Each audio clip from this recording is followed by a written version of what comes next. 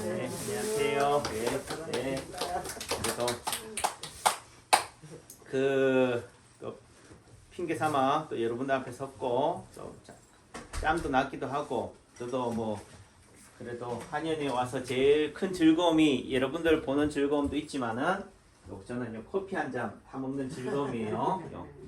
넥시 커피 한 잔 먹는 건데 저도 요 즐거움을 위해서 제가 마이크를 잡았으니까 잠깐 주목하자고요. 제가 남창규 박사가 쓴 인체활동 원리 이 책을 이렇게 원리편과 치료편을 내고 유튜브를 또 운영하기도 해요. 근데 실제 우리가 다이아몬드가 왜 비싼 줄 알아요? 귀하니까. 귀하니까. 흔하다면은 거기에 가치를 부여하지 않아요. 그리고 또 내지는 아무리 귀해도요, 내가 거기에 관심이 없으면은 돈질을 안 해. 남창규는 흔하든 아무리 이게 흔하다 하더라도 뭐예요? 여기에 의미를 부여하니까 관심이 있으니까 여기에 돈질을 하는 거예요. 제가 좀 이런 표현이 좀 쓰기가 좀 뭐하지만은 직설적으로 얘기하면은 결국은 본질이 믿음이다. 또 다르게 얘기하면은 공명이다라고 생각해요. 예를 들면 여기에 지금 제가 경매를 할게요. 자, 10,000원. 10,000원. 만원보단 비쌉니다. 네, 20,000원. 아무리 여러분들이 가격을 올려도 저는 더 부른다. 다시 말해서 저는 이 항아리에 대해서 그 누구보다도 돈질을 할 테니까. 무슨 얘기인지 아시겠어요? 네. 또 다르게 얘기하면은 제가 너무 힘들고 어렵다. 뭐라고요? 힘들고 어렵다. 네, 그러면은 이거를 뭐 한다고? 헐값에라도 판다. 고정돼 있는 게 아니에요. 내가 여유가 있고 또 삶에서 있어서 하는 부분들이 되니까 어떻게든지 뭐요? 여기에다가 의미를 부여하고 가치를 부여하지만은 항상 그래요? 또 아닌 거지. 목구멍이 포도청이라면은 또 뭐예요? 그냥 헐값이라도 파는 거지. 왜? 그 당시에 목구멍이 포도청일 때는 뭐예요? 목구멍이 값이니까. 네. 또 이런 얘기 해도 되는지 모르겠다. 남자들이 만나면은 제일 예쁜 여자가 누굴까요? 결혼한 남자 중에서. 내 와이프만 아니면 돼. 또 우리 집사람 오늘 집에 제대로 들어갈 수 있을지 모르겠다. 다리 몽둥이 부러질라. 제가 전화 드릴게요. 네. 농담이에요. 근데 언중유골이라고. 네. 그러니까 결국은 제가 우리 지난주에 한방 엑스포가 제천에서 열렸어요. 그래서 뽕짝 허준 알죠? 노래 부르는 허준 누구예요? 모르시는구나. 여러분들은 오로지 남창기 원장밖에 모르는구나. 네. 김호곤 한의사라고 알죠? 네. 제 학번으로는 제 선배기도 하고 그 다음에 저랑 같이 학교도 학창 시절을 같이 한 강의실에서 다녔는데 이분이 이제 제천에 왔어요. 전화를 뜬금없이 주셔가지고 그래도 남창규가 유명하긴 한갑다. 저한테 전화를 주니까 아니면 그분이 또 유명하니까 제가 전화를 줘야 되는데 이죠? 저한테 전화를 줬어요. 웬일이에요 하니까 여기 강의가 있어가지고 한방 엑스포 강의차 왔는데 그래도 밥이라도 한 끼 먹자. 알고 저는 뭐 항소 무지로소이다. 유명하신 분이 또 저 얼굴 보여주고 또 한다니까. 그래서 식당에서 같이 밥 먹으면서 이런 얘기 저런 얘기 하는데 학창 시절 얘기도 하면서 그 형이 맨날 좀 표현이 그렇지만은 좀 시기한다 할 수도 있겠지만은 여러분들 맨날 하면은 우리를 대표해서 이제 그 수업 이제 그만합시다. 그러니까 짧고 굵게 하는 거지 뭐 오랫동안 뭐 수업해봤자 뭐하냐 이런 식으로 이제 하니까 분위기를 또 게임 메이커기도 하고 하는데 그 형님이 아침마당이라든가 이런 건강 프로에 나가면요 본인이 하고 싶은 말이 다 통편집된대. 어떤 내용이 편집이 될까요? 우리가 생각할 때 이 TV에 나오잖아요. 이제 생방송은 드물어요. 대부분 녹화 방송을 해. 녹화를 해서 하는데 자기가 한 말들이 막 통편집된대. 잘린다고. 어떤 말이 잘릴까? 응? 간에서 원장님 같이 뭐 이거 바로 소리 하시는 분. 아, 바른 소리죠? 네, 바른 소리 하면은 네. 잘려. 그럴 것 같아. 왜냐면은 또 다르게 얘기하면은 양의사들한테 거슬리면 잘려요. 그러니까 한의학적 얘기를 하면은 잘린다고. 예를 들면 어떤 증상이 있다. 예를 들어 혈압이 높은데 한의원에 가서 침 맞으세요, 한약 먹으세요 하면 어떻게 된다고? 잘려요. 과학적으로 검증이 안 돼 있대. 그러니까 여러분들이 혈압약이나 당뇨약이나 심장약을 평생 먹는 거는 검증돼 있고 그런데 하시는 말씀이 여러분들이 와서 여러분들은 아니지만은 가끔 이제 하시는 말씀이 한약 먹으면은 한 번 먹으면 나사요? 침 한 번 맞으면은 나사요? 예? 안 나요? 안 나는데 왜 와? 여러분 맞으라고. 아, 여러분 맞으라고. 아, 그래도 기대치를 좀 낮추셨구나. 근데 여러분들은 혈압약을 먹으면서 당뇨약을 먹으면서 심장약을 먹으면서 관절약을 드시면서 뭐라고 그래요? 이거 한번 먹으면 나사요? 이런 얘기는 안 해. 또 내지는 뭐 주기적으로 아무리 산골 오지에 있더라도 2달에 한 번씩, 3달에 한 번씩 서울에 있는 큰 병원으로 약 받으러 가요. 그러니까 결국은 그게 뭐냐? 여러분들은 TV에 세뇌당한 거지. TV에서 뭐요? 그런 양의사 선생님들의 말이 권위를 가지니까. 또 다르게 얘기하면 아무리 김옥원 한의사가 재밌고 열심히 옳은 소리를 해도 누구 중심이에요? 한의사들. 내 편향된 시각으로 받아들여진다는 거죠. 또 내지는 같은 한의사들도 욕해요. 한의사들의 뭐라? 품위를 떨어뜨린다고. 한의사가 뭐 한의원에다가 대기실에다가 노래방 기기를 갖다 놓고 같이 노래하고 춤추냐고. 그걸 또 다르게 얘기하면은 남창규 한의사도 똑같은 취급을 받는다. 그래도 뭐 김옥원 한의사는 그래도 유명세라도 타지만 그래도 제가 그래서 그 형한테 그런 얘기 했어요. 야, 그래도 우리 한의원 오신 분들이 누구랑 많이 닮았대. 그래도 뽕짝 커준 김옥원 한의사랑 많이 닮았다고 한다고. 뭐 그런 거는 또 닮았다고 그래 또.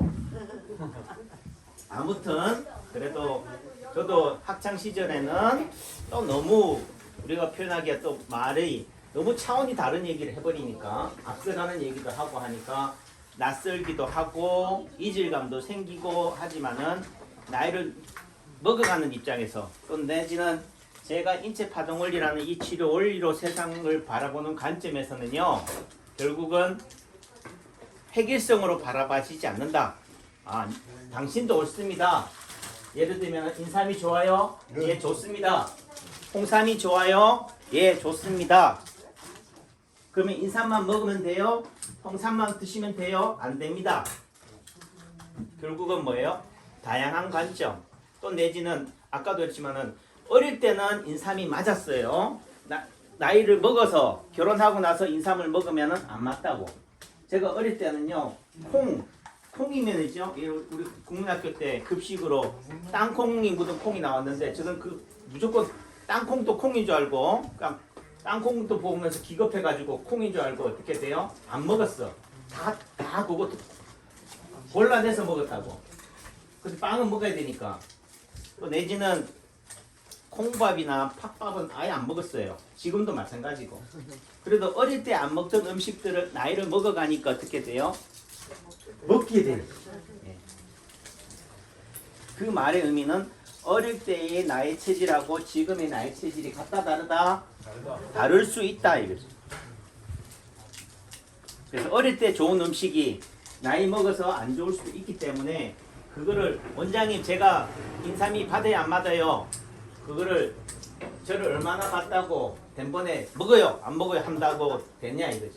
또 내지는 남창규 한의사가 서울 아산병원이나 삼성오리온이나 이런 서울대 병원 의사만큼의 권위를 여러분들은 저한테 가지지만은 대다수 많은 일반인들은 저에 대해서 그만큼의 권위를 안 가져요. 또 거부감을 가진다고. 거부감을 가지는 입장인데 제 말빨이 먹혀요? 안 먹혀요. 그러니까 아무리 떠들어봤자 공허한 메아리다. 근데 공허한 메아리다라는 말의 의미가 있는 게 파동이 뭐냐? 메아리예요. 내가 상대를 향해서 소리친다 하더라도 어떻게 돼요? 상대는 거기에 대해서 뭐 한다고? 반응을 한다. 리액션을 한다. 작용에 대해서 반작용이라는 게 있다는 거죠. 제가 여기 또 앞에 선 이유는 제가 어제 그저께 영양의 서석지에서 자고 왔어요. 영양 서석지에서의 그 기운을 받고 왔다는 얘기죠. 근데 거기에 이제 시와 뭐 돌과 정원이라고 쓰신 그 성문 선생님의 그 서석지를 조성하신 경정을 만드신 그분의 후손이 그분이 성문 선생님이 쓰신 시라든지 이런 것들을 문집을 모아서 이제 다시 해설서를 쓴 거예요. 그러니까 그 정준수 교수님이 해설을 하는데 경정이 있는 그 서석지에 정원에 있는 가장 큰 나무, 가장 오래된 나무가 어떤 나무가 가장 오래됐을 것 같아요? 보통 정원에 있다. 우리가 고산 윤선도 쌤의 보길도에 세연정이라든가 또 담양에 광주 밑에 하순에 소세원이라든가 이런 정원이 있잖아요. 별장이라고 생각합시다. 그 별장을 지키고 있는 가장 오래된 거는 뭘까요? 나무. 어떤 나무일까?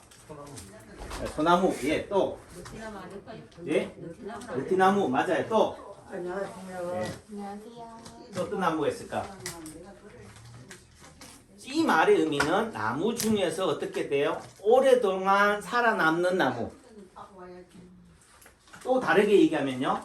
좀 표현이 그렇지만 오랫동안 쓸모가 없는 나무가 오래 살아요.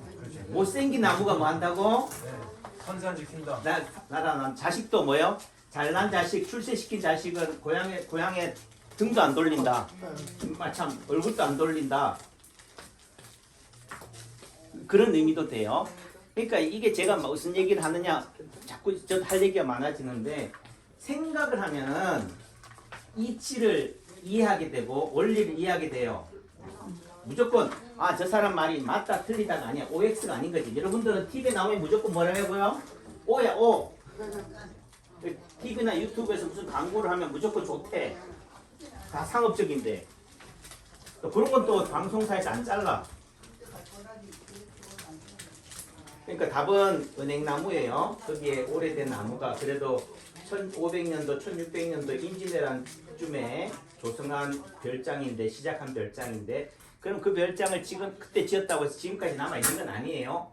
얘기 들어보니까 문화예술 하시는 분들 얘기 들어보니까 이 대들보라든지 기둥만이 처음 만들었을 때 있으면은 뭐라고? 그때로 친다. 나머지는 석가래라든지 이건 다 오래되면 다 갈아야 되니까 그런 부분들이 되는데 잠깐만 그거 이게 얘기를 하고 있대요. 조그만 부스러기 소리도 뭐 한다고? 신경이 쓰이는 거지. 그 말의 의미는 결국은 제가 여러분들한테 오로지 이 시간 동안에는 뭐요? 관심, 선택, 집중을 받는 상태인데 이거를 흐트리는 방법은 뭐라고요? 흐지부지 만드는 거지. 산란하게 만드는 거지. 그러니까 그런 의미 속에서는 큰 소리도 방해도 되지만은 부스럭거리는 소리, 잡담 소리 이런 부분도 되는 거예요. 또 다르게 말하면은 저런 말들이 제가 지금 하는 말에 저런 말들이 들어온다는 말은 제가 어떻든가 예민하다 이거지. 피곤하다는 얘기도 돼요. 내지는 그걸 무시하고도 할 수 있는 배포가 되면은 하는데 그런 부분에서는 같이 좀 맞춰주는 의미도 되는 거고 은행나무예요. 그래서 은행나무의 의미는 저는 은행나무 그거를 씨를 별로 안 좋아하는데 은행나무의 씨가 또 뭐예요? 약도 되죠. 네. 또 거기 계시는 어르신들이 은행나무 냄새 나는 걸 다 일일이 모아가지고 물에 담가 두셨더라고. 요즘은 가로수로 은행나무 해놓으면 다 버려요. 그래도 나이 드신 어르신들은 그걸 해놓으면 뭔가 뼈가 되고 살이 된다고 하니까 하는 거지. 그러니까 어떤 나무를 별장에다 심을 때는요, 뭘 심느냐?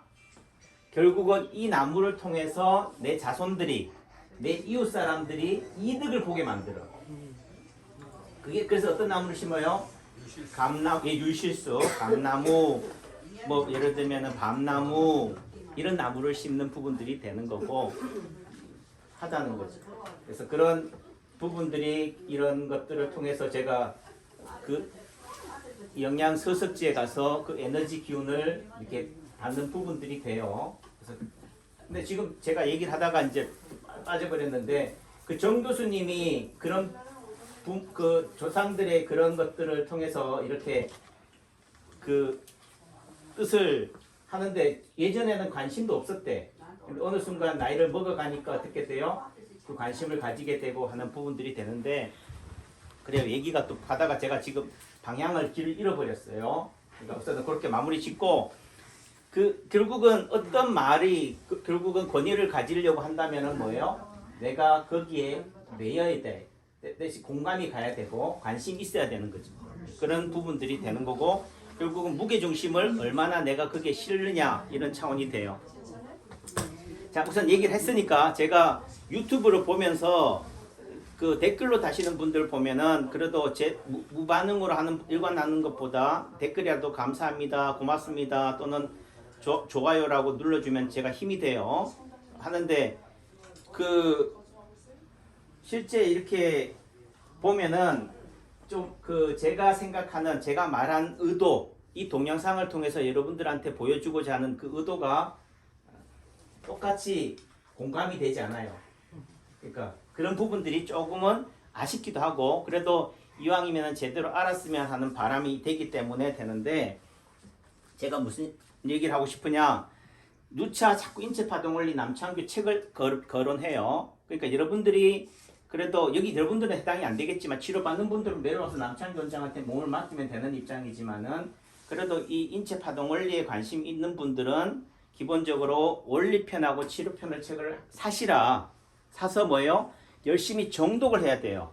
정독을 한다는 의미는 남창규라는 사람에 대한 이해도도 필요하고 또 파동이 뭔지에 대한 부분들도 필요하고 오작동이라든가 이런 말 균형이라든가 이런 것 대칭이라는 말들에 대해서 이해를 하셔야 돼요. 또 내지는 파동에서 말하는 지도 자리에 하는 관점에서는 대응 자리, 파동 자리, 균형 자리 이런 말을 해요. 또는 실상의 통증, 허상의 통증이라는 말을 해요.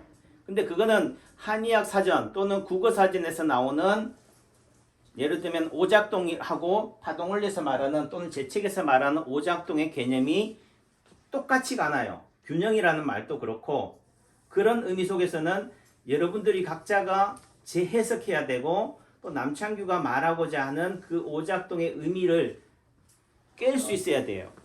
그러려면은 결국은 이 책에서 말하는 용어에 대한 개념을 이해하시고 제대로 읽으셔야 돼요.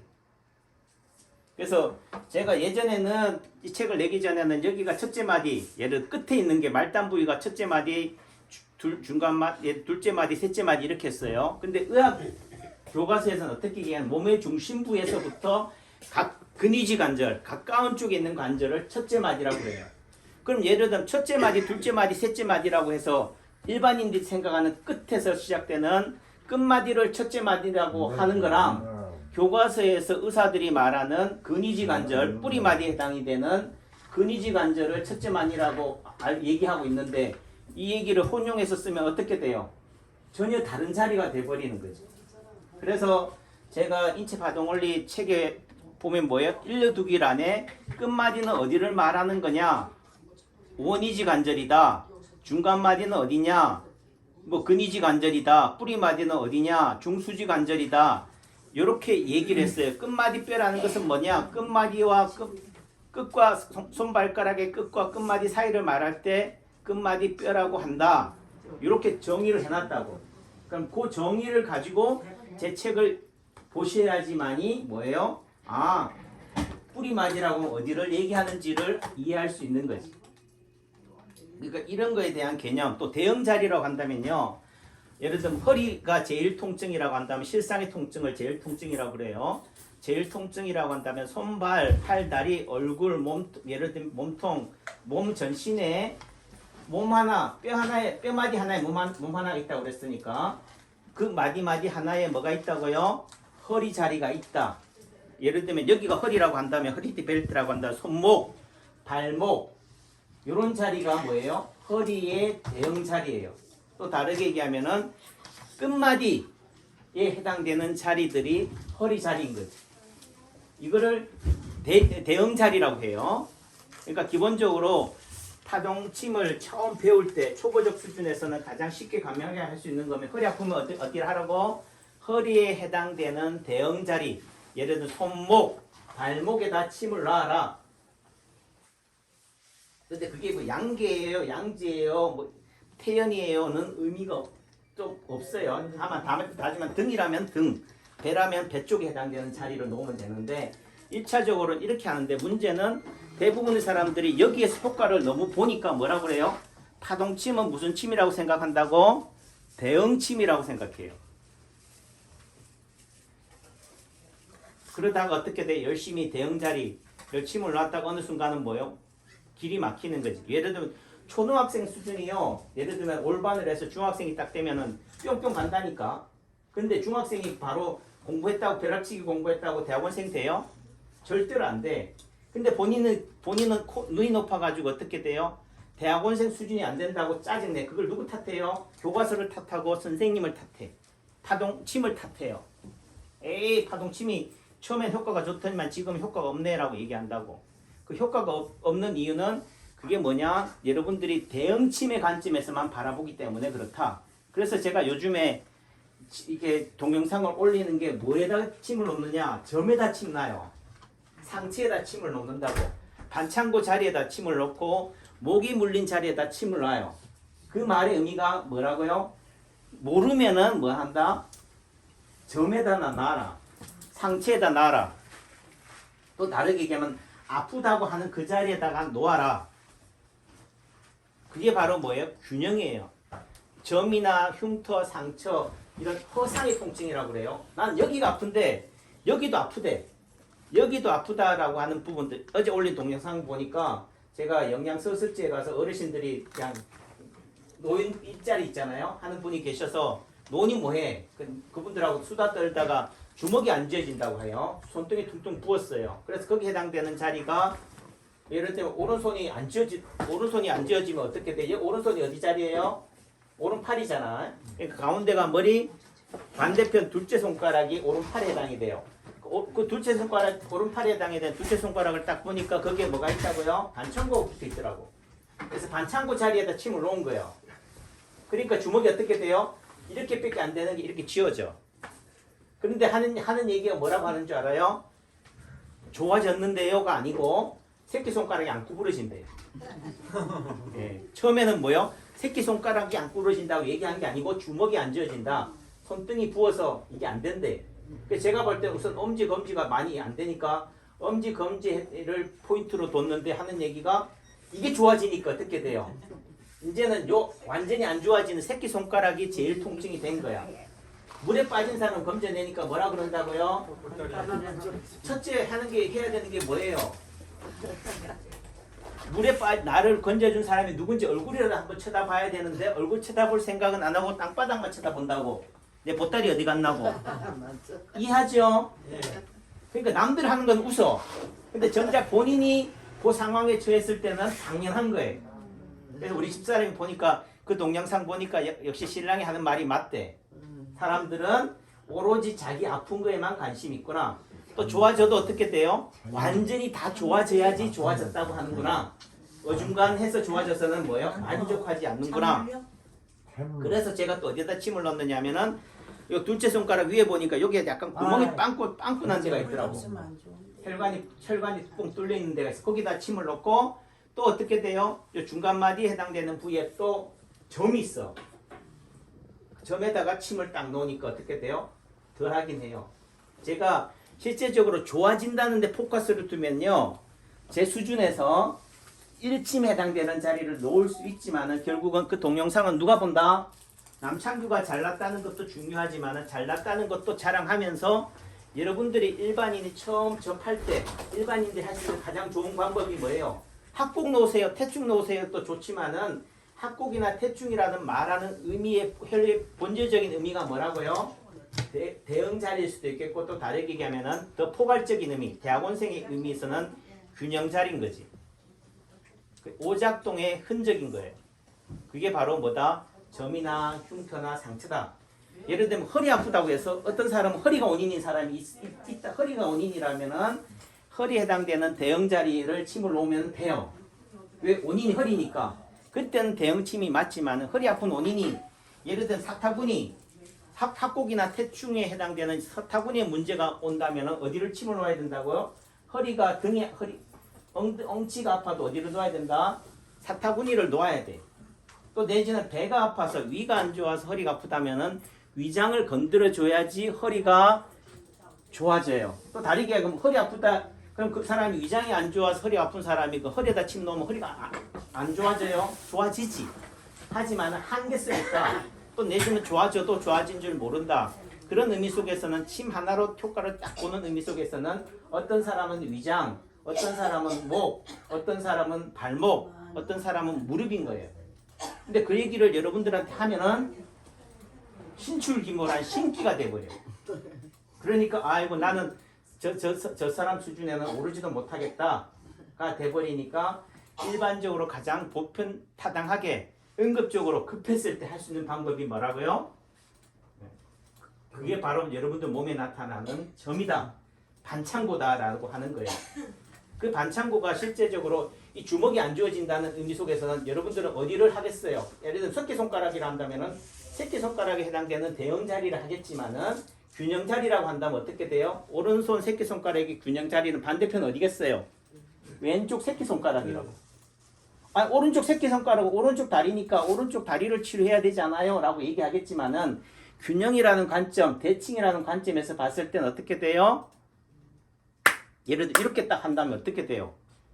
또 반대편이라 한다면은 결국은 왼쪽 다리를 치료해도 오른쪽 새끼손가락이 좋아진다. 또 내지는 오른쪽 주먹을 지배하는 게 어디에? 오른쪽 손목이니까 오른쪽 손목에 해당되는 자리를 침을 놔도 되고 또 오른쪽 손목을 지배하는 게 또 뭐예요? 팔꿈치니까. 또 오른쪽 팔꿈치를 지배하는 게 뭐라고요? 오른쪽 어깨니까. 오른쪽 어깨를 또 지탱하는 게 뭐라고요? 목이니까 결국은 오른쪽 손목, 팔꿈치, 어깨, 목을 치료점으로 잡아도 좋아지는 거지. 그러니까 그분의 반창고는 어디에 붙어 있어요? 오른쪽 상박부에 해당되는 자리에 반창고가 붙어 있는 거지. 그 상박부라는 의미가 다르게 얘기하면 뒤통수인 거고 목인 거지. 그러니까 손을 지배하는 게 손끝을 지배하는 게 뭐예요? 목인 거예요. 그 중에서 몇 번? 예를 들면 손목하고 손가락은 경추 7번 뼈 위아래. 그러니까 7, 8번 신경인 거예요. 특히 새끼손가락이니까 가장 말단부잖아. 가장 밑이니까 목을 뼈로 따진다면은 경추 8번 신경에 해당되는 자리가 여기를 지배하는 거지. 그러니까 결국은 목에서도 경추 8번 신경에 해당되는 자리를 침을 놓거나 자극을 하면 좋아져요. 다만 그까지 다 나가면 너무 복잡하고 지금 너무 많은 얘기를 하고 있잖아요. 그러니까 뭐예요? 여러분 수준에서는 뭐라고? 점. 다만 여러분들이 허리 아프다고 허리 대응자리라고 얘기하지만은 거기에 침을 놓았을 때 예를 들어 허리 아픈데 손목에다 침을 놓거나 손목을 지압하거나 예를 들면 동그라미를 그리면 좋아지는 이유가 뭐냐? 이유를 떼야지. 야 좋아졌다 신난다는 것은 초보적 수준인 거고 그게 바로 뭐라고요? 오작동이다, 불균형이다, 균형이다, 대칭이다 라는 부분들이 되는 거죠. 그리고 한쪽이 틀어지니까 어떻게 돼요? 이렇게 계속 틀어지면 어떻게 돼요? 언젠가는 무너져요. 그래서 죽어요. 그래서 아픈 거고. 그러니까 어떻게든지 안 아프려고 하니까 어떻게 한다고? 목이라도 돌려서라도 균형을 맞춘다고. 그 균형이 결국은 뭐예요? 비정상적인 어긋난 균형이다. 그래서 남창기 원장이 아무리 떠들어도 세상 사람들이 반응하지 않는 이유는 뭐냐고요? 여러분들이 좀 표현이 그렇지만은 남창기 원장이 바라보는 세상, 파동원리에서 말하는 세상은 건강한 사람은 있다 없다? 없다. 하나도 없다. 하나도 없는데 여러분들은 다 뭐라 그래요? 파동원리를 좀 알거나 이해한 사람들은 고개라도 끄덕거리지만은 TV나 매스컴, 아침마당 무엇이든지 물어보세요 나오는 그 의사 선생님들의 말에 맹신당하고 그분들에게 세뇌당한 입장, 여러분들 입장에서는 뭐라 그런다고요? 웃기고 인내가 되는 거죠. 그래서 제가 원장님 진맥해 주세요 라고 얘기하지만 제가 열심히 진맥하고 척 보고도 진맥을 해도 말빨이 안 먹히는 이유는 뭐예요? 내가 안 아프니까. 예를 들면 제가 딱 봤을 때 위장이 안 좋네요 했는데 뭐예요? 난 밥 잘 먹어요. 건강검진 어제 했는데 멀쩡해요. 그러니까 누가 틀린 게 돼버리는 거예요? 남창규가 틀리게 돼버린 거죠. 또 다시 말해서 여러분들의 건강검진의 검사에서 정상으로 나오니까 뭐라고요? 나는 건강하다라고 돼. 그러니까 우리가 코로나에 대해서도 결국 코로나 증상이 있어도 뭐예요? 음성이면 뭐라고 한다고? 나 코로나 없다가 돼. 그럼 나 안 아파야지. 그러니까 결국은 말장난이다. 그런 관점에서 제가 이 남창규 박사가 쓴 이체 파동원리 세상을 향해서 하는 얘기는 뭐예요? 내가 건강하지 않구나. 내 출발이 잘못되어 있구나. 다시 말해서 원상의 기능 처음 출발에서부터 잘못되어 있구나. 공장에 출고될 때부터 하자투성이구나. 그래서 지금 아프구나. 또 다르게 얘기하면은 원상의 기능을 잃어버린 존재구나 라는 차원을 얘기하는 거예요. 거기서부터 출발이다. 시작이다 라는 거죠. 그게 아니면은 결국은 아무리 좋아져도 뭐예요?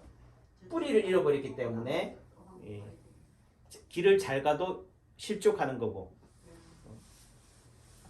하는 부분들이 된다는 거죠. 그러니까 결국은 파동원리에 대해서 그래도 제 책을 보시고 유튜브를 보시고 또 여기에 대해서 돈질을 하면서 배우시는 분들 어떻게 보면은 이런 얘기는 남창규 혼자만 딱 가지고 있어서 어떻게 돼요? 독보적인 존재가 되고 싶은 마음도 꿀떡 같지만은요 문제는 세상에서 있잖아요. 저 혼자만 알면 뭐가 된다고? 왕따 돼. 왕따 알죠? 왕따가 얼마나 무서운지 알지요? 저는 왕따를 당하지 않기 위해서 어쩔 수 없이 내가 가지고 있는 노하우를 풀 수밖에 없는 거예요. 그래서 괜히 네가 무슨 의도와 꿍꿍이가 있어서 네가 가진 걸 다 풀겠냐 숨기지 하지만은 숨길 수가 없다. 내지는 내 말빨이 상대에게 권위를 가지려면 어쩔 수 없이요. 상대가 필요로 하는 것들을 어떻게 돼요? 나눠줘야 돼요. 움켜쥐고 있으면 뭐예요? 니하고 나하고 전혀 다르게 돼버리니까. 그런 의미 속에서는 결국은 여러분들이 파동원리에 대해서 관심이 있다면 뭐예요? 상대에 대해서 막 이렇게 부정적으로 또 내지는 하지 마시라. 오로지 진심으로 받아들이시라 라는 말씀을 드려요. 그래요? 그리고 단번에 되는 게 아니다. 시간이 필요한 거다. 괜히 뭐 여러분들을 핑계로 여러분들한테 말씀드렸습니다. 감사합니다.